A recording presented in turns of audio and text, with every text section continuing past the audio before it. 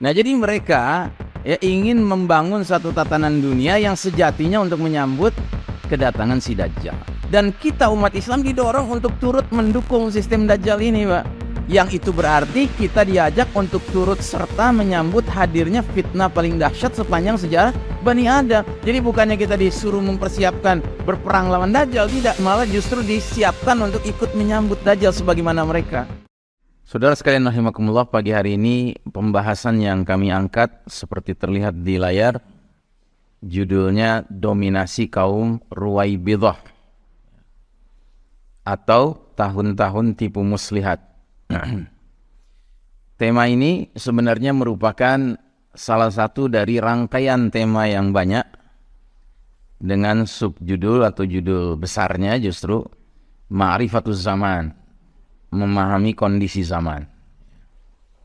Jadi alhamdulillah Nabi kita Muhammad sallallahu alaihi wasallam di dalam berbagai sunnah beliau, hadis-hadis beliau, kita tidak saja menemukan arahan-arahan untuk beribadah secara praktis atau arahan mengenai keyakinan dan iman, akidah, atau arahan mengenai bagaimana berakhlak, tetapi juga kita mendapati ada di antara ahadits syarifah atau sunnah nabawiyah adanya apa yang disebut dengan keterangan-keterangan yang bersifat alamatus sa'ah, tanda-tanda sudah mendekatnya hari kiamat. Ya. Kita tidak pernah boleh melupakan bahwa Nabi kita Nabi Muhammad sallallahu alaihi wasallam dijuluki di dalam Al-Quran dalam surat Al-Ahzab dengan julukan Khataman Nabiyyin, penutup rangkaian para nabi. Para ulama mengatakan para nabi itu bukan hanya 25 yang nama-namanya diperkenalkan Allah dalam Al-Quran. Tapi para para ulama mengatakan ada yang berpendapat sampai 124.000 para nabi yang diutus Allah ke muka bumi ini. Nah, Nabi Muhammad SAW itu nabi terakhir, penutup rangkaian para nabi, ya. Yang karenanya kita umat beliau, kita ini umat terakhir, penutup semua umat manusia, ya. Yang karenanya Nabi kita dijuluki Nabi akhir zaman. Karena setelah umat Nabi ini tidak ada lagi umat manusia. Kata orang barat, we are the last of mankind. Kita ini ujung terakhir perjalanan umat manusia, Pak. Dunia ini sebentar lagi akan tutup buku, ya.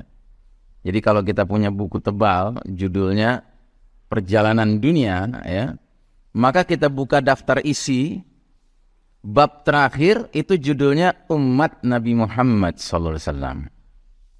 Dan kalau kita buka halaman bab terakhir itu, ternyata sisa buku itu sudah tinggal kira-kira 5 lembar, Pak. Ya. Dan ketahuilah, saya, Bapak, Ibu yang hidup sekarang ini, kita kira-kira sudah di lembar keempat, Pak. Jadi tinggal 1 lembar lagi, dunia ini tamat. Begitu. Nah, karenanya alhamdulillah Allah Subhanahu wa taala telah membekali Nabi akhir zaman ini dengan keterangan-keterangan mengenai alamatus sa'ah, tanda-tanda menjelang hari kiamat, menjelang dunia tamat, supaya kita sebagai umat terakhir ini tidak menjadi terkaget-kaget, kok sudah dekat sekali dengan kiamat. Ya, tinggal masalahnya kita peduli atau tidak dengan alamatus sa'ah itu. Dan alamatus sa'ah itu bukan hanya berlaku untuk as-sa'ah dalam pengertian kiamat, tamatnya dunia yang fana ini, Pak. Sebab dalam ajaran kita kiamat ada 2, Pak, ya. Ada kiamat dalam pengertian berakhirnya hidup seorang manusia, ya. Idza matan nas qad qamat qiyamatuhu, kata Nabi. Kalau seseorang meninggal, sudah datang kiamat bagi dia, ya. Jadi kita masing-masing punya jadwal kiamat sendiri-sendiri, Pak. Dan karena kita punya jadwal kiamat sendiri-sendiri, masing-masing kita juga punya alamatus sa'ah, Pak. Kita punya tanda-tanda sudah mendekati hari kiamat kita. Di antaranya tandanya adalah 20 tahun yang lalu tidak ada yang putih warnanya di sini. Sekarang sudah mulai ada yang putih. Ini tanda-tanda yang membuat kita menyadari, oh ternyata jadwal tamat riwayat saya sudah semakin dekat. Ya. 20 tahun yang lalu, kalau disediakan penginapan, kita harus ke lantai 4, nggak ada masalah. Sampai di lantai 4 kita kuat. Tapi sekarang, jangankan lantai 4, baru lantai 2, nafas sudah terengah-engah. Ya. Itu pertanda bahwa tanda kiamat diri kita sudah semakin jelas, semakin terlihat. Nah jadi alhamdulillah, Nabi kita Nabi Muhammad SAW banyak memberitahu kepada para sahabat kejadian-kejadian yang akan terjadi di masa depan. Dan ternyata setidak-tidaknya kami mencatat kondisi zaman yang kita jalani sekarang ini, Nabi sudah jelaskan dalam berbagai hadis beliau, dan saya kumpulkan setidak-tidaknya 8 kondisi zaman yang sedang kita jalani sekarang. Dan pagi hari ini mustahil kita membicarakan ke-8-8-nya Pak sekaligus, mustahil. Kecuali kalau Bapak ingin kita pulangnya besok pagi, ya. Tapi nggak mungkin, saya terikat dengan janji sama Alpha Charity, masih ada acara-acara lain. Jadi dari 8 ini nanti saya akan pilihkan salah satu saja, yaitu nomor 8. Ya. Nah cuman sebelum saya masuk ke nomor 8, saya ingin sekedar menyisir secara cepat 8 kondisi di mana kita hidup sekarang, Pak. Yang pertama, kita ini ternyata sekarang berada di babak paling kelam dalam sejarah umat Islam. Ya, tadi sudah saya isyaratkan, Pak. Di buku Perjalanan Dunia, umat Muhammad ini ternyata jumlah lembarnya tinggal 5 lembar, Pak. Dan saya memilih angka 5 bukan sekedar tebak-tebak saja, tidak. Tapi karena memang Nabi mengatakan dalam sebuah hadis bahwa perjalanan sejarah umat Islam ini akan melewati 5 babak, 5 fase, 5 tahapan. Dan kita yang hidup sekarang ini berada di tahapan keempat itu, Pak. Babak keempat itu. Dan ternyata kalau kita baca hadisnya, setiap babak itu disebut sama Nabi terkait dengan karakteristik sistem kepemimpinan yang sedang berlaku. Dan ketahuilah, ternyata dari 5 babak tersebut, babak keempat inilah yang penyebutan nama sistem kepemimpinannya paling tidak enak didengar, Pak. Ya. Apa sebutannya kata Nabi?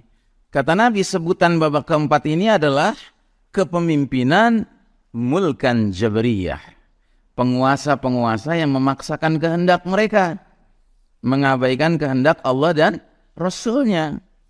Makanya kalau Bapak dan Ibu benar-benar ingat semasa masih remaja dahulu, saat mulai akal nih memikirkan hal-hal yang lebih luas, ya, masalah sosial, masalah ekonomi, masalah politik. Kalau Anda jujur menilai, apakah Anda pernah merasakan adanya pemimpin yang memuaskan? Rasanya Wallahu a'lam, ya mungkin masing-masing punya pendapat berbeda-beda. Tapi yang jelas kalau kata Nabi, babak kita sekarang ini babak di mana siapapun yang tampil mengisi panggung kepemimpinan itu akan memiliki karakteristik mulkan jabriyah, penguasa yang memaksakan kehendak. Cilakanya sambil memaksakan kehendak mengabaikan kehendak Allah dan Rasulnya. Kalaulah memaksakan kehendak itu kehendak Allah dan Rasulnya, masih lumayan, Pak. Kita dipaksa untuk taat pada Allah dan Rasulnya, ya kan? Ini problematikanya adalah kehendak siapa yang dia ikuti.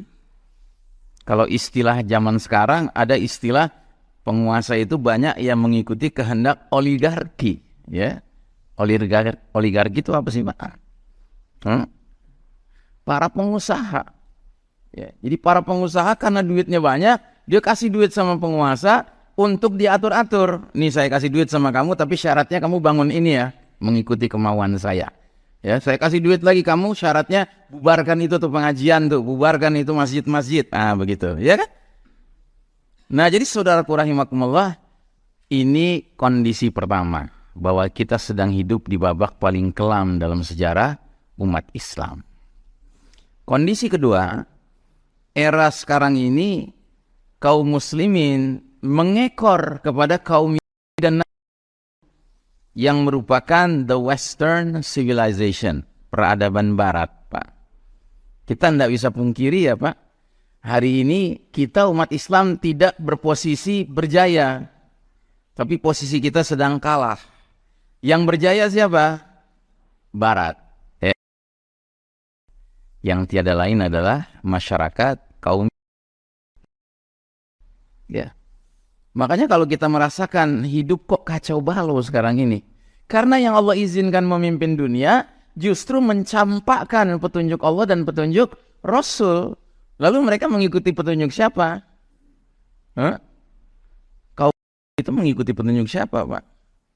Ya nggak ada pilihan lain kalau nggak ikut petunjuk Allah, ya ikut petunjuk musuhnya Allah. Musuhnya Allah siapa? Syaitan. Ya. Nah karenanya hari ini kita merasakan jerat-jerat setan itu begitu banyak, Pak, dalam kehidupan nyata kita. Yang ketiga, ini adalah era penuh fitnah, seperti sepotong malam yang gelap gulita. Ya. Ini bahasanya Nabi. Jadi Nabi bilang akan ada satu keadaan di masa depannya para sahabat, ya, di mana fitnah itu hadir dalam jumlah yang begitu banyak, begitu masif, begitu sistematis, begitu terstruktur, sampai-sampai dunia terasa seperti sepotong malam yang gelap gulita. Dan pengertian gelap gulita di sini bukan pengertian harfiah ya, Pak. Kita masih merasakan cahaya pagi, cahaya di siang hari, cahaya di sore hari. Tapi gelap di sini maksudnya gelap secara kiasan, Pak. Kita sekarang hidup dikelilingi fitnah yang menyebabkan terasa kita ini dikepung dengan nilai-nilai gelap, Pak. Bukan nilai-nilai terang.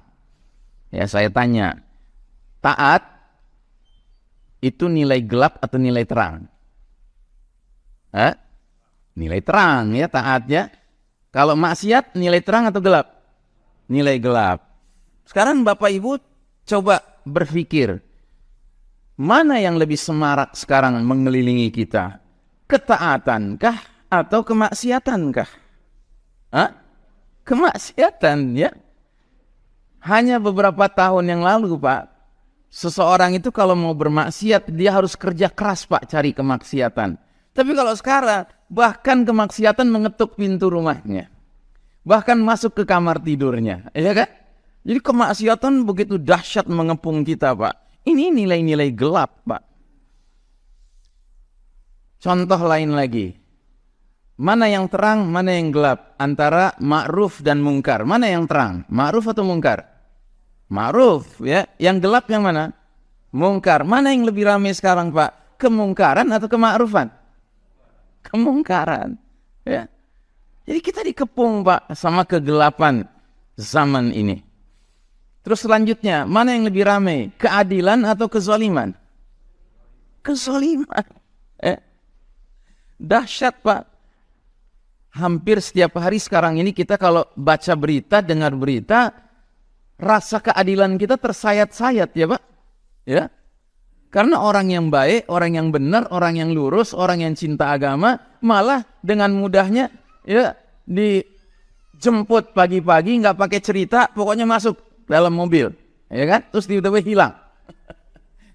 Sebaliknya pencoleng, ya pencoleng ya istilah Sumatera Baratnya, pencuri, ya, udah mencuri miliaran, Pak, uang negara, triliunan uang negara, melenggang bebas. Apa nggak tersayat-sayat rasa keadilan kita? Ya. Yang keempat, ini era di mana fenomena riddah merebak di tengah kaum muslimin. Apa itu riddah? Riddah itu artinya kemurtadan, Pak.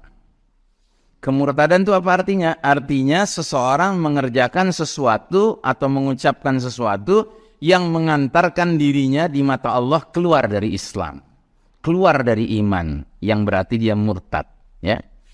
Nah, dan kemurtadan di zaman kita sekarang ini yang lebih mengkhawatirkan karena orang yang murtad itu seringkali tanpa sadar. Kalau murtadnya terang-terangan, sudah masalah Pak. Tetapi setidak-tidaknya kita melihatnya gampang mengertinya. Oh sudah murtad dia. Dia nyatakan terang-terangan, saya sudah bosan dengan Islam, sekarang saya ke agama lain. Nah itu kan murtad ya, jelas ya Pak. Tapi ini ada jenis kemurtadan yang seseorang itu kerjakan atau ucapkan yang dia sendiri tidak tahu. Sejak dia mengucapkannya, melakukannya, sudah keluar dari Islam dia. Perlu contoh? Perlu contoh Pak? Ibu-ibu perlu contoh? Siap? Ya siap nggak siap ya, namanya taklim ya. Saya kasih contoh. Riddah ya.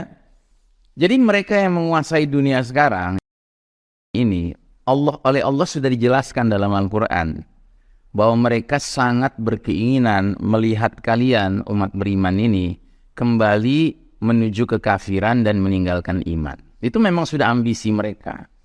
Tapi ternyata ambisi mereka sekarang bisa mereka kerjakan, bisa mereka salurkan karena mereka sedang berkuasa dengan aneka cara, dan salah satu caranya adalah yang disebut dengan proyek fikri, perang pemikiran Pak. Mereka bikin tulisan-tulisan, mereka bikin film-film, mereka bikin cerita-cerita yang di dalamnya sudah mengandung unsur mempengaruhi kita agar kita menerima cara berpikir mereka, keyakinan mereka. Nah, salah satu faham yang mereka sedang sebarluaskan secara gencar sekarang ini namanya faham pluralisme. Ya. Apa ini faham pluralisme? Nggak penting Pak artinya apa paham pluralisme. Yang penting kita ngerti tanda-tanda orang sudah kena faham ini. Nah di antara tandanya adalah seseorang mengaku muslim tetapi dengan ringannya keluar dari mulutnya, lisannya kata-kata sebagai berikut. Semua agama sama. Semua agama baik. Semua agama benar. Pernah dengar orang bicara begitu Pak? Pernah? Nah, saksikanlah. Kalau Anda mendengar orang bicara seperti itu, saat itu juga orang itu di mata Allah Ta'ala batal imannya Pak. Tidak diakui lagi sebagai orang beriman. Ya. Wah, Ustadz Iksan Tanjung ekstrim. Masa ngomong begitu aja batal iman? Ya saya ekstrim Pak, kalau saya nggak pakai penjelasan. Kalau saya nggak jelaskan dalilnya, maka sekarang catat dalilnya Pak. Saya kasih 3 dalil saja dari Al-Quran. 1 Ali Imran 19, 2 Ali Imran 85, 3 Al-Hijr ayat 2. Ali Imran 19 bunyinya apa?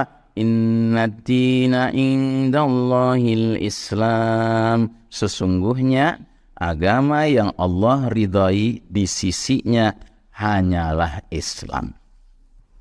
Masa seorang muslim pernah membaca Al-Quran, pernah ketemu ayat ini, lalu masih punya pendapat yang lain, masih menganggap bahwa dirinya lebih cerdas dari Allah Ta'ala, lebih arif, lebih hikmah daripada Allah, sehingga mengatakan, oh enggak lah, masa cuma Islam yang Allah ridhai, ya kan? Terus yang lain-lain itu semua enggak diridhai Allah, enggak lah, nah begitu ya. 1, 2 Ali Imran 85. Wa may yabtaghi ghairal islami dinan falan yuqbala minhu wa huwa fil akhirati minal khasirin. Artinya, dan barang siapa mencari selain Islam sebagai agama, sekali-kali enggak akan diterima darinya, dan dia di akhirat akan tergolong orang yang merugi. Apakah kalimat ini sulit dipahami, Pak? Sehingga seseorang masih juga protes dan mengatakan, enggak lah, semua agama baik, semua agama sama, semua agama benar. Na'udzubillahi min dzalik. Dan yang terakhir, yang ketiga, supaya witir, Al-Hijr ayat 2. Apa kata Allah? Rubama yawaddul ladzina kafaru law kanu muslimin. Boleh jadi atau seringkali nanti di akhirat orang-orang itu berandai-andai sewaktu di dunia jadi muslim. Kira-kira ayat ini menggambarkan orang kafir nanti di akhirat bersyukur atau menyesal? Menyesal. Dan penyesalan utama mereka dalam hal apa? Dalam hal keliru memilih agama. Mereka nggak jadi muslim tapi jadi yang lain-lain. Begitu. Ya. Jelas ya Pak? Jadi hati-hati Pak. Sekarang ini banyak sekali jebakan-jebakan syaitan yang ditebar oleh Hizbus Syaitan, partai syaitan, yaitu yang memimpin dunia sekarang ini, yang akan menyebabkan jika seorang muslim ikut dengan kemauan mereka, pikiran mereka, logika mereka, akhirnya murtad dia dari agama Allah Ta'ala. Na'udzubillahi min dzalik, ya. Kemudian yang kelima, kita berada di era di mana kaum muslimin sedang dijadikan santapan yang diperebutkan oleh bangsa-bangsa lain. Ya, jadi kita ini kayak makanan, kata Nabi, di atas hidangan, ya, yang diperebutkan oleh bangsa lain. Ya.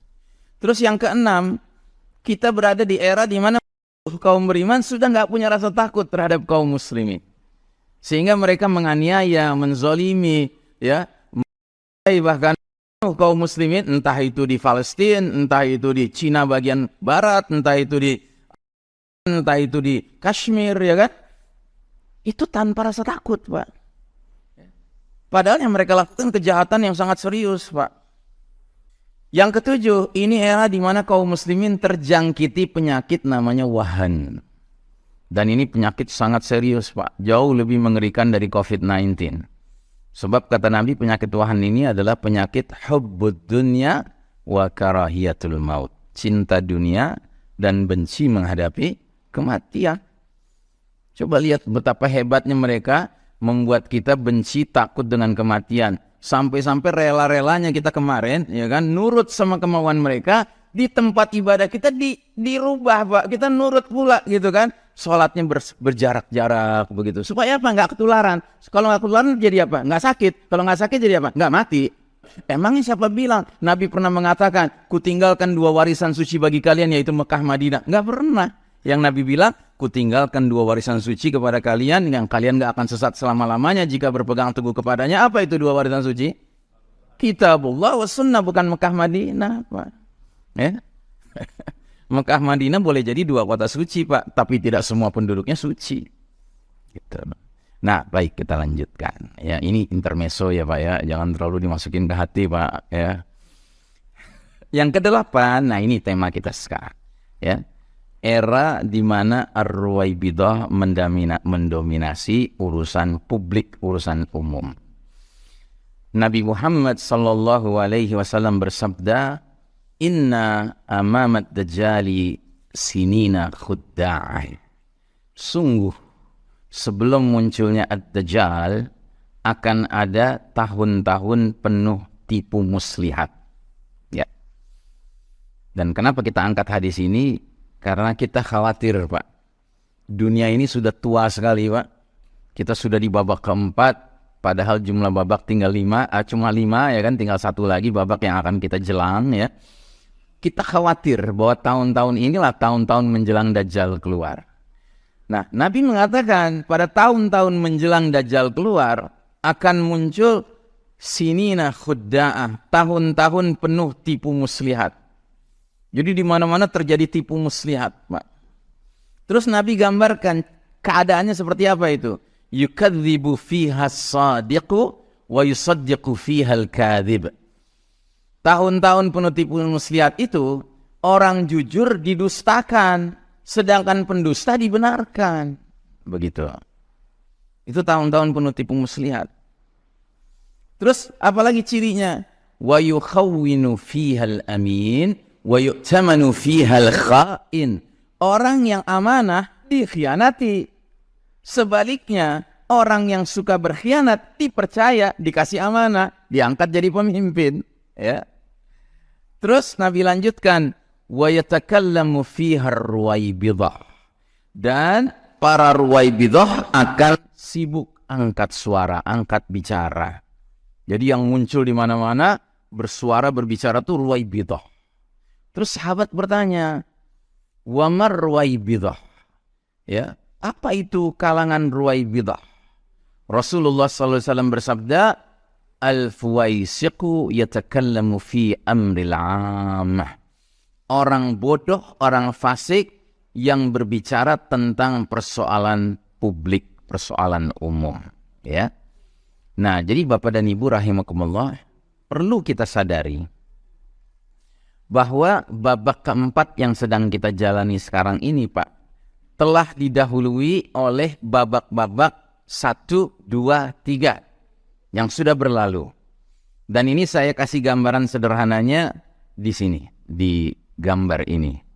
Ya. Jadi babak pertama, fase pertama itu babak kenabian, an-nubuwah. Berlangsung cuma 23 tahun. Yang jadi pemimpin waktu itu langsung Nabi Muhammad SAW, yang sudah barang tentu itu adalah sistem kepemimpinan yang karakteristiknya terbaik sepanjang zaman. Karena yang memimpin langsung uswatun hasanah kita, Pak. Suri tauladan kita Nabi Muhammad SAW. Kemudian di fase kedua muncul kata Nabi era al-khilafatu ala minhajin nubuwah. Kekhalifahan yang mengikuti pola tata cara memimpin menurut Nabi. Itulah era Khulafaur Rasyidin. Sahabat Abu Bakar Siddiq, Umar bin Khattab, Utsman bin Affan, Ali bin Abi Thalib, dan Hasan bin Ali. Ya, mereka ini semua sahabat-sahabat yang dijanjikan surga sama Nabi Muhammad SAW. Yang karenanya di fase kedua itu juga kepemimpinan itu mencapai bentuk yang bagus, Pak, yang ideal. Yang sangat dianjurkan oleh Nabi untuk diteladani. Makanya ada hadis Nabi mengatakan, alaikum bisunnati wa sunnatil khulafa ar-rasyidin al-mahdiyyin min ba'di. Addu alaihim bin nawajid. Hendaknya kalian ikuti sunnah-sunnahku, kata Nabi, dan sunnah-sunnah para khalifah-khalifah yang terbimbing, yang mendapat petunjuk dari Allah Ta'ala. Gigitlah sunnah-sunnah tersebut dengan gigi geraham kalian. Nah, jadi babak pertama sudah berlalu, babak kedua sudah berlalu, dan babak kedua juga mirip dengan babak pertama, tidak lama, Pak. Babak pertama cuma 23 tahun Nabi memimpin para sahabat, babak kedua 30 tahun. Nah, terus datang babak ketiga. Namanya babak mulkan adon, raja-raja menggigit. Yang ternyata dalam catatan sejarah, babak ketiga ini punya kebaikan-kebaikan, tapi juga ada masalah-masalah. Namun secara umum boleh dikatakan kebaikannya lebih dominan daripada kejelekannya. Nah, di babak ketiga ini apa yang terjadi? Kepemimpinan itu masih dipegang oleh pemimpin beriman, ya, yang gelarnya khalifah, ya, yang karenanya sistem bernegaranya disebut khilafah, ya. Jadi kalau pemimpin tertinggi presiden, maka sistem negaranya disebut republik, ya. Kalau pemimpin tertingginya raja, maka sistem negaranya disebut kerajaan. Nah, kalau pemimpin tertingginya khalifah, berarti sistem kenegaraannya namanya khilafah, ya. Nah, karenanya di babak ketiga ini dia khilafah, maka masih banyak kebaikannya, Pak. Kenapa? Karena minimal kalau dia disebut khilafah, berarti sumber nilai, sumber norma, sumber hukum adalah kitabullah wa sunnatin Nabi SAW. Ya. Nah, tapi kenapa kok Nabi menyebutnya dengan nama yang berbeda dengan fase kedua? Kalau memang dia sistem Islam yang penuh kebaikan, tanpa cacat, tanpa kekurangan. Nabi tidak menyebutnya sebagaimana fase kedua karena memang ada sedikit catatan di situ. Nabi menyebutnya mulkan abdan, raja-raja menggigit. Karena di fase ketiga, para khalifah-khalifah itu, Pak, ya, jika menjelang meninggal, itu sudah menunjuk putra mahkota yang berupa anaknya biasanya, atau setidak-tidaknya kerabatnya, keluarganya. Maka dengan kata lain, polanya pola kerajaan, Pak. Waris mewarisi, turun-temurun, ya. Sementara kalau zaman Khulafaur Rasyidin, Abu Bakar Siddiq diganti sama Umar bin Khattab, nggak ada hubungan. Abu Bakar bukan ayahnya Umar. Umar digantikan Utsman, Utsman bukan anaknya Umar. Utsman digantikan Ali, Ali bukan anaknya Utsman. Ali wafat digantikan oleh Hasan, anaknya Ali memang, tapi bukan karena Ali menunjuk. Tapi karena setelah Ali para sahabat yang masih hidup memandang orang yang terbaik, yang paling pantas menggantikan Ali ya Hasan. Ya, bahwa dia anaknya Hasan lain perkara. Paham ya, Pak?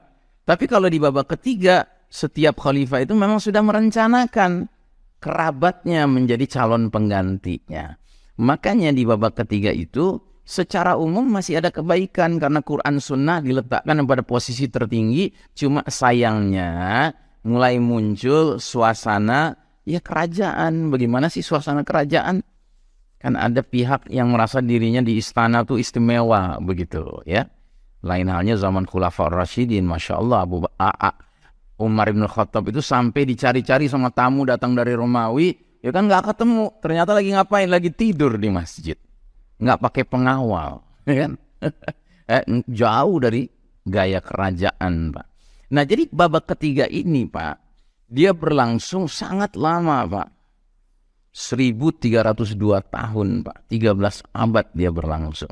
Silih berganti, sejarah mencatat kerajaan Islam jatuh bangun. Aneka kerajaan Islam. Tapi dari semuanya yang terkenal 3, Pak. Kerajaan keluarga Bani Umayyah, kemudian kerajaan keluarga Bani Abbasiyah, kemudian kerajaan Kesultanan Utsmani Turki yang berakhir tahun 1342 Hijriah. Nah, jadi sepanjang masa itu bisa dikatakan umat Islam itu masih berjaya, Pak. Ya.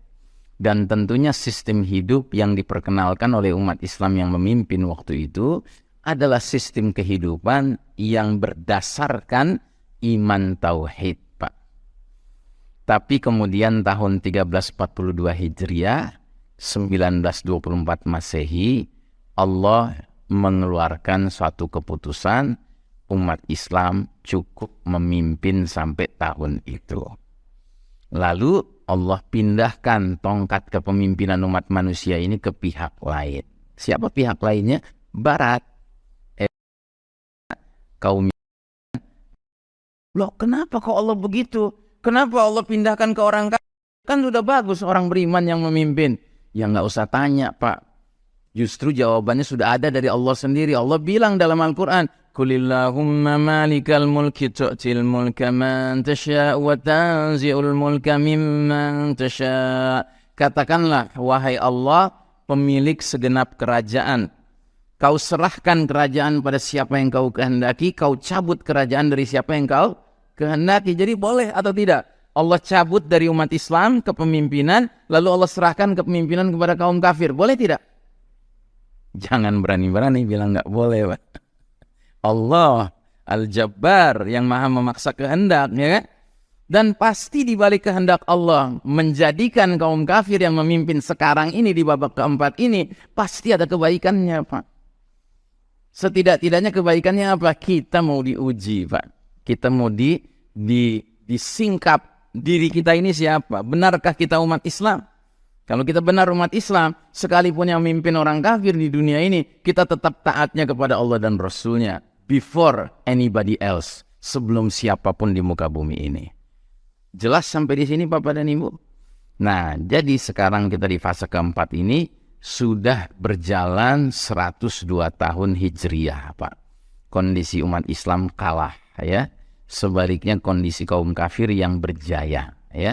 Nah, kira-kira setelah memasuki fase keempat kepemimpinan penguasa-penguasa yang memaksakan kehendak ini, kaum kafir ini, apakah mungkin mereka yang memimpin dunia sekarang melanjutkan, meneruskan sistem kehidupan berlandaskan iman tauhid, Pak? Mungkin tidak. Pak? Ya tak mungkin lah. Kata orang Malaysia, tak boleh lah. Ya. Kenapa? Ya karena kata orang Betawi, anak Betawi itu ngomongnya gini, oh beriman kagak, bertauhid kagak, ya kan? Beriman tidak, bertauhid tidak. Mana mungkin mereka akan menegakkan sebuah sistem kehidupan yang memperkenalkan kehidupan berlandaskan iman tauhid? Nggak mungkin. Kata orang Arab, faqidu syai' la yu'tihi. Orang yang nggak punya apa-apa nggak mungkin bisa memberikan apa-apa. Orang yang nggak beriman nggak mungkin bisa memperkenalkan kehidupan penuh keimanan, tidak mungkin. Yang paling mungkin mereka negakkan sistem apa? Sistem syirik, Pak. Ini sudah 102 tahun, Pak. Jadi selama 1342 tahun Hijriah, umat Islam memegang tampuk kepemimpinan. Selama itu umat manusia hidup di dalam cahaya petunjuk Allah Ta'ala. Inilah keberkahan yang dihasilkan oleh sistem iman tauhid yang dikelola, yang dimanage oleh kaum beriman. Selama 1342 tahun Hijriah, Pak. Ya, jadi tolong ingat, Pak, sejarah kita. Sejarah kita ini sejarah kepemimpinan, Pak.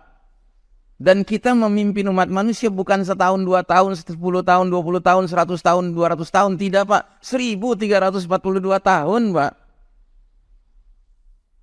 Ya. Nah, jadi namun begitu Allah kemudian mencabut hak kepemimpinan umat Islam, maka Allah izinkan kaum memimpin dunia. Belum sampai 100 tahun menurut kalender Masehi ya, karena kejadian 1342 Hijriah ini tahun 1924 Masehi, Pak. Kalau sekarang kita 2023 berarti jaraknya berapa tuh? Dari 1924 ke 2023. Jaraknya 99 tahun ya, Pak ya. Nanti 2024 baru persis 100 tahun ya. Sekarang 99 tahun ya. Nah, jadi belum sampai 100 tahun kalender Masehi, kerusakan dan kesesatan yang ditimbulkan sudah begitu dahsyat. Umat manusia dipaksa hidup di dalam kegelapan laksana malam yang gelap gulita. Tadi sudah saya jelaskan apa maksudnya kegelapan itu ya. Terus selanjutnya kaum ini merancang, membangun dan mengokohkan tegaknya sistem syirik yang kemudian mereka perkenalkan dengan nama Novus Ordo Seclorum. Ini bahasa Latin, Pak. Alias New World Order, tatanan dunia baru. Ya, mereka menyebutnya demikian karena mereka ingin mempertentangkan dengan mana? Dengan zaman sebelum mereka memimpin, Pak. Zaman sebelum mereka memimpin kan siapa yang memimpin? Siapa yang memimpin sebelum mereka memimpin? Kita kan, umat Islam kan, dengan petunjuk Allah, petunjuk Rasul ya. Nah, jadi mereka ingin menggambarkan bahwa semenjak mereka memimpin, dunia ini masuk dalam tatanan dunia baru, yang berarti tatanan dunia lama ya ditinggalkan saja, jangan ditengok-tengok lagi. Dan mereka bikin semua cerita, semua film, semua pembentukan opini yang menggambarkan seolah-olah tatanan dunia lama itu mesti dianggap haram, ilegal. Begitu. Dan cilakanya sebagian saudara muslim kita menelan ya penyebar luasan pemahaman mereka. Nah, jadi kita lanjutkan. Jadi mereka bikin tatanan sistem syirik yang mereka kasih nama Novus Ordo Seclorum alias New World Order alias tatanan dunia baru, yang saya lebih senang menyebutnya sistem Dajjal. Jadi tatanan dunia kita sekarang ini, Pak, lebih pantas dijuluki sistem Dajjal. Dan ini bukan saya yang membuat istilah ini, Pak. Saya cuma ngutip saja. Ini istilah dibuat oleh seorang muslim dari Inggris namanya Ahmad Thompson. Ya. Nanti saya jelaskan. Nah, jadi tatanan dunia baru yang sistem Dajjal ini adalah sebuah tatanan dunia yang sejatinya, yang hakikatnya dipersiapkan untuk menggelar karpet merah menyambut hadirnya juru selamat mereka. Siapa? Al-Masihud Dajjal. Jadi ini, Pak, di dalam surat Al-Fatihah dijuluki Al-Maghdubi alaihim. Ya. Apa Al-Maghdubi alaihim? Orang-orang yang dimurkai Allah, ya. Ini hadis Nabi. Nabi mengatakan innal maghdubu alaihim humul. Sesungguhnya orang-orang yang dimurkai Allah adalah kaum, kata Nabi begitu. Pertanyaan, kenapa dimurkai Allah? Karena itu dalam mengingkari Allah Ta'ala bukan sekedar mengingkari secara pasif, Pak, tapi mengingkari secara aktif. Ibaratnya mereka bahkan menantang Allah. Itu. Sehingga segala sesuatu yang datang dari Allah dibolak-balik, Pak. Yang Allah bilang hak, mereka bilang batil. Yang Allah bilang batil, mereka bilang hak. Yang Allah bilang Dajjal itu fitnah paling dahsyat, justru bagi mereka ini pemimpin kami. Gitu ya. Itu bukan nggak ngerti, Pak. Mereka cerdas. Itu rajin baca, Pak. Termasuk mereka baca tentang Al-Mahdi. Al-Mahdi itu siapa? Sosok Amirul Mukminin fi akhir zaman, pemimpinnya kaum beriman di akhir zaman. Mereka kenal Al-Mahdi, Pak. Mungkin sebagian muslim malah belum terlalu kenal Al-Mahdi, mereka lebih tahu Al-Mahdi yang mana. Tapi yang jadi masalah, setelah mereka pelajari Al-Mahdi, justru mereka persiapkan pasukan untuk memerangi Al-Mahdi. Karena mereka ingin menunjukkan bahwa diri mereka lebih hebat daripada Allah Subhanahu wa taala. Na'udzubillahi min dzalik, ya. Dan saya kasih contoh sederhana saja. Pernah dengar seorang bernama Soros? Pernah dengar, Pak? Pernah dengar ya? Soros ini kaya raya, Pak. Ya. Dan dia tergolong elit global. Elit global itu artinya penguasa global dunia sekarang ini, tapi tidak punya jabatan, jadi bukan kepala negara tertentu. Cuman dia banyak main di belakang layar, Pak, ngatur-ngatur penguasa-penguasa berbagai negara. Dan dia sering rela menggelontorkan uang miliaran dolar, Pak, ya, untuk suatu negara dalam rangka apa? Bikin kacau di negara itu. Contohnya Anda pernah dengar di Hong Kong beberapa waktu yang lalu terjadi demonstrasi yang terus-menerus tiap pekan, pekan demi pekan demi pekan, bulan demi bulan demi bulan. Itu pembiayanya adalah. Nah, saya pernah baca muqaddimah buku autobiografi, ya. Saya nggak beli bukunya, saya nggak mau kasih untung sama dia, ya kan? Tapi saya baca di Gramedia, ya, di kata pengantarnya, Pak, dia katakan begini, Pak. When I was a little boy, I did not believe in God. Waktu saya masih jadi anak kecil, saya nggak percaya adanya Tuhan, katanya begitu. But when I became a teenager, I believed in God. Dan ketika saya menginjak usia remaja, akhirnya saya percaya ada Tuhan. And God is me, katanya. Dan Tuhan itu saya. Itulah logika. Ya.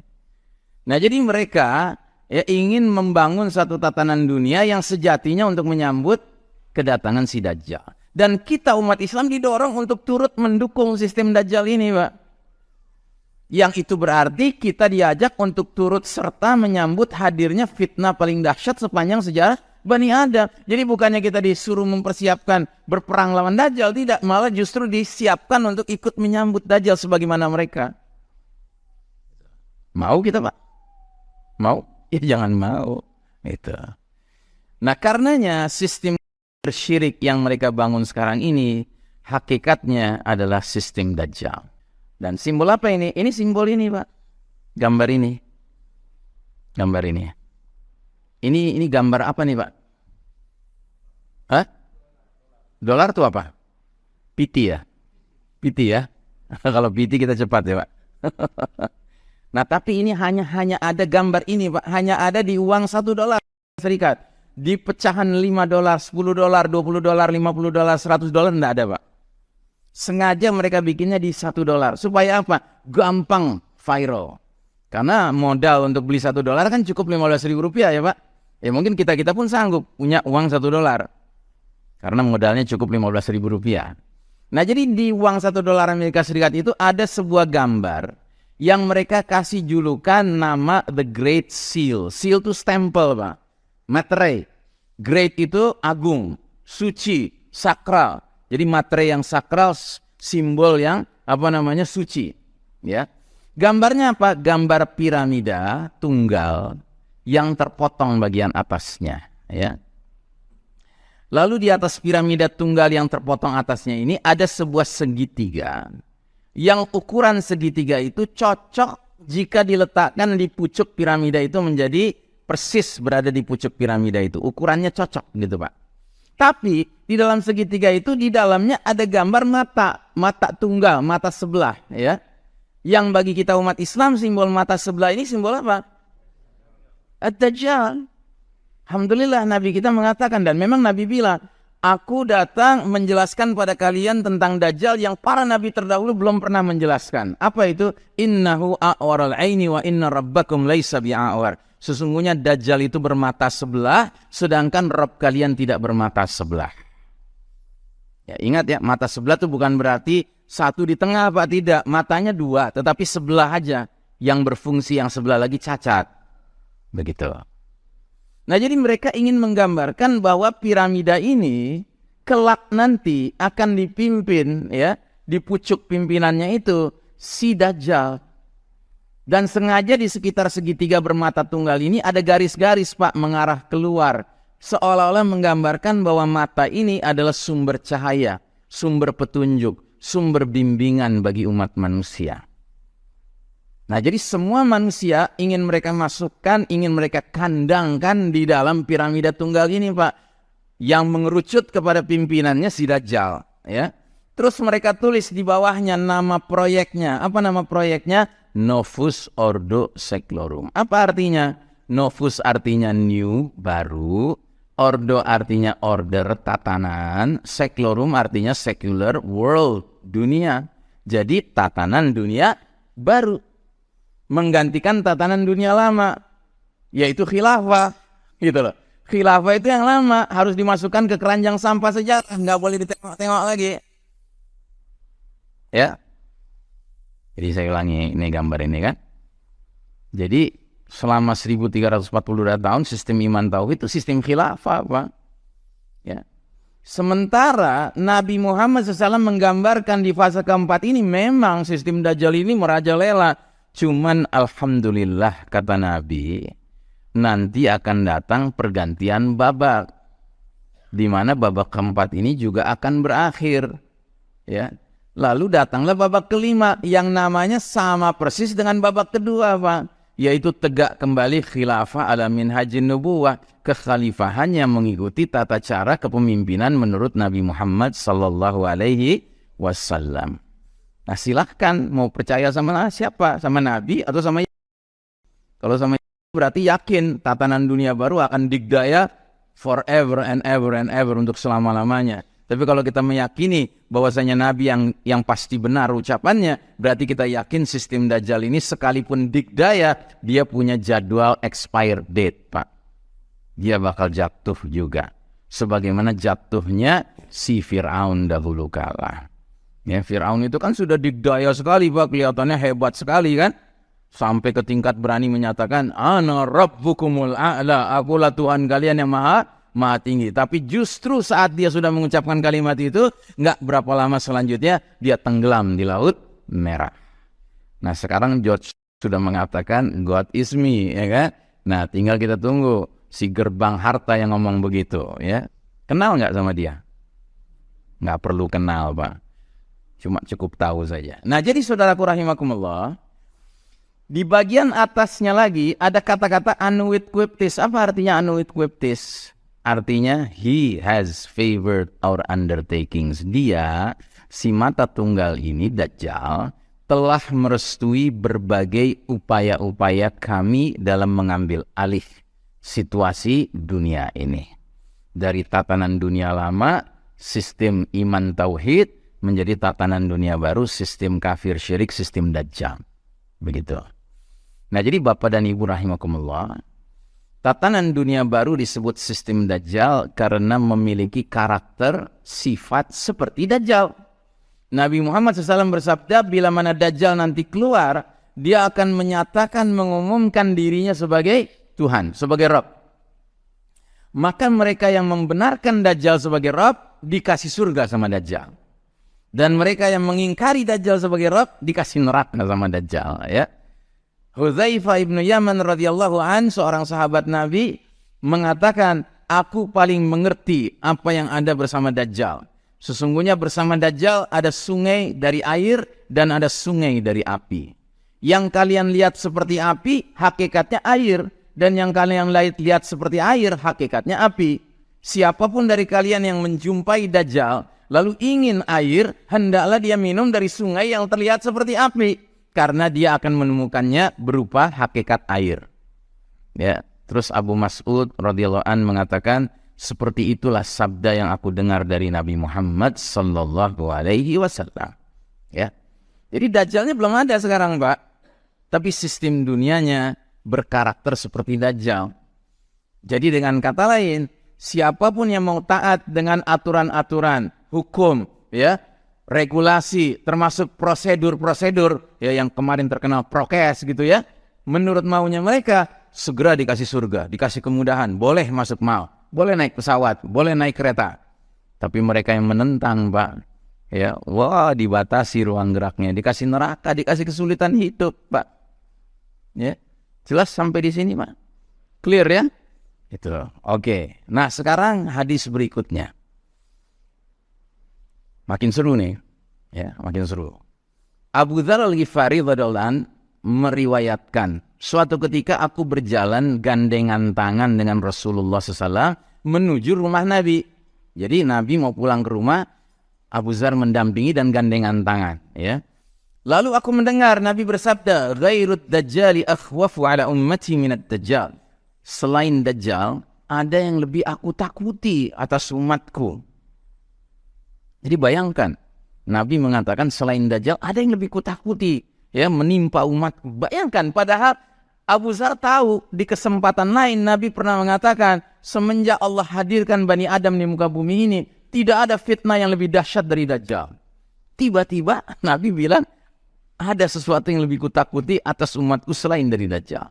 Karenanya, khawatir Nabi keburu masuk ke rumahnya, sudah sampai ke rumahnya, maka Abu Dzar bertanya, "Ya Rasulullah, sesuatu yang lebih engkau takuti menimpa umatmu selain Dajjal itu apa?" Nabi menjawab, "Al-a'immata al-mudillin." Para imam-imam, pemimpin-pemimpin yang menyesatkan. Ya. Nah, jadi para imam yang menyesatkan bisa punya dua makna kemungkinan. Satu, maknanya para penguasa yang tidak memimpin dengan petunjuk Allah Subhanahu wa taala serta petunjuk Nabi Muhammad sallallahu alaihi wasallam. Itu satu makna pemimpin al-imam mudillin. Makna kedua, para ulama su. Tahu ulama su, Pak? Ulama su tahu enggak? Ulama yang buruk, ya. Jadi ulama itu ada dua, ada ulama khair, ulama yang baik, dan ada ulama su, ulama yang buruk. Nah, ulama yang khair adalah ulama yang berbicara isinya ilmu dan dia amalkan. Perilakunya sejalan dengan ilmu yang dia ajarkan. Tapi kalau ulama su, dia kalau bicara ya ilmu juga, Pak, tetapi kelakuannya bertentangan dengan ilmu yang dia ajarkan, ya. Nah, kedua-dua ini, dua imam yang menyesatkan ini, mereka mengambil posisi berpihak, loyal, dan mendukung sistem Dajjal yang menentang sistem Allah hari ini. Dan kondisi yang dimaksud sangat sesuai dengan sebutan babak keempat perjalanan sejarah umat Islam hari ini yang disebut era mulkan jabriyatan. Era para penguasa yang memaksakan kehendak mereka. Ya. Lalu Nabi bersabda di hadis yang lain, "Apakah kalian telah mendengar bahwa sepeninggalku nanti di akhir zaman akan muncul para pemimpin, para penguasa, yang mana barang siapa memasuki mereka itu maksudnya dekat-dekat dengan mereka, ya, lalu membenarkan kedustaan mereka." Ini penguasa ini sering bohong, tapi tetap aja dibenarkan, ya. Serta yang ketiga, menolong kezaliman mereka. Jadi ini penguasa sudah zalim, ditolong pula, didukung pula, disupport pula, ya kan?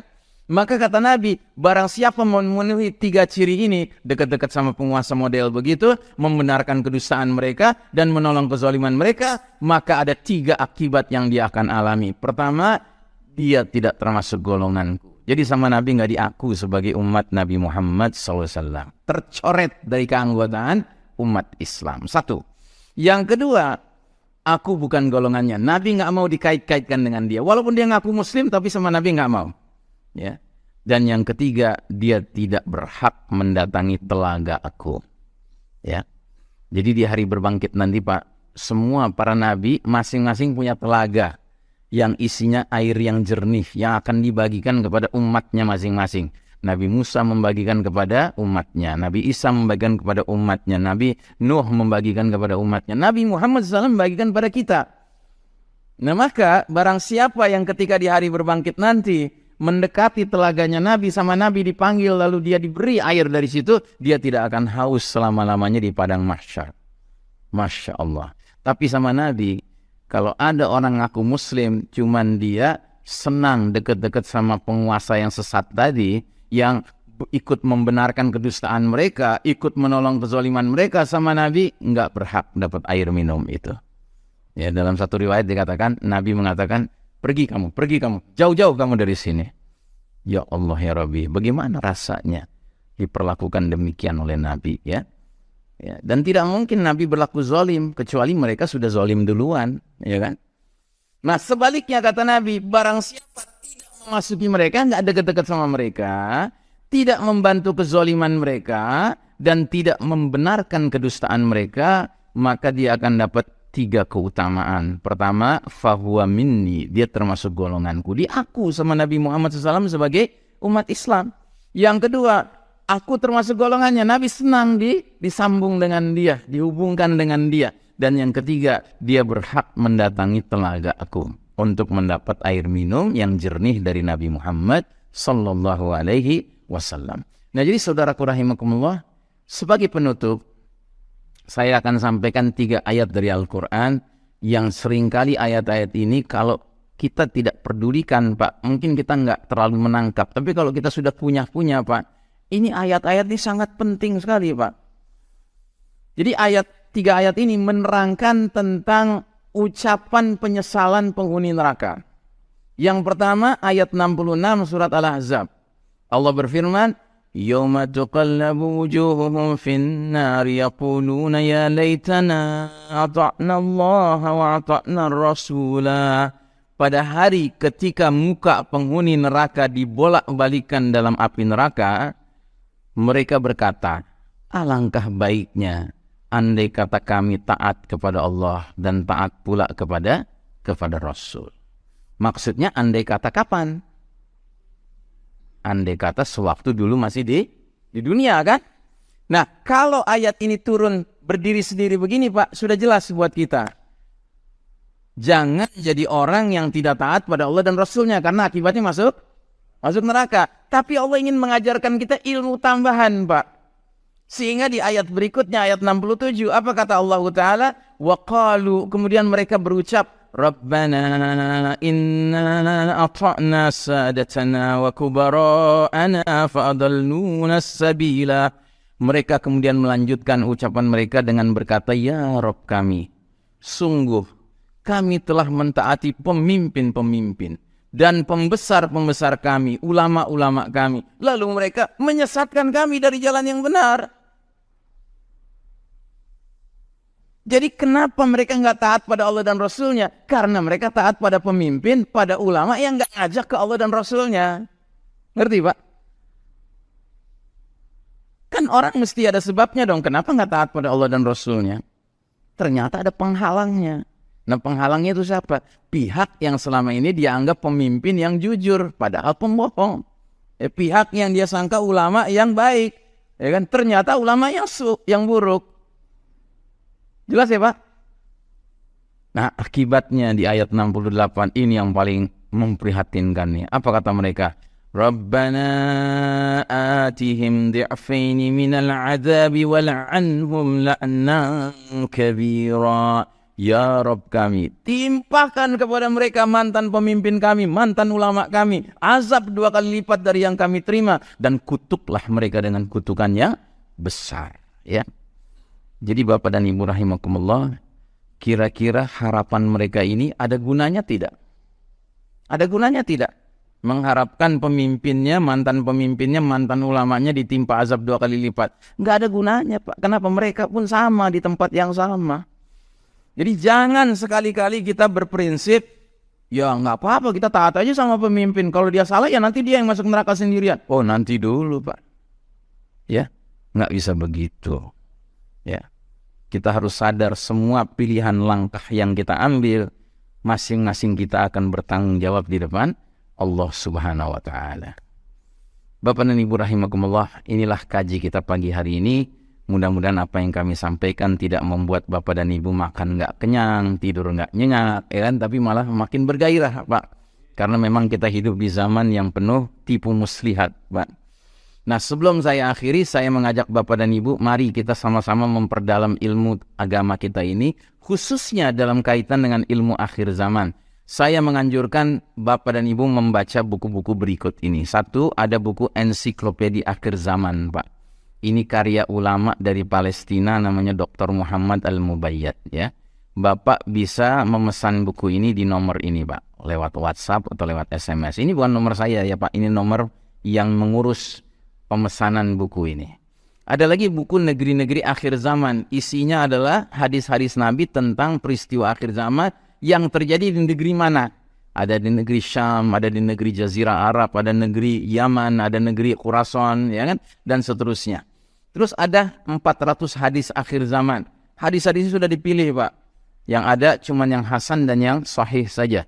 Yang maudhu, yang palsu sudah disingkirkan. Terus ada misteri Dajjal akhir zaman, kemudian ada kita berada di akhir zaman. Ya, sekali lagi kalau Bapak dan Ibu tertarik untuk mendalami ya ilmu akhir zaman, ini buku-buku saya anjurkan dibaca, dan ini bisa dipesan lewat nomor WA, WhatsApp atau SMS yang tertera di sini. Demikian saya cukupkan sampai di sini, Pak. Mohon maaf jika apa yang kami sampaikan ada yang kurang pas ya.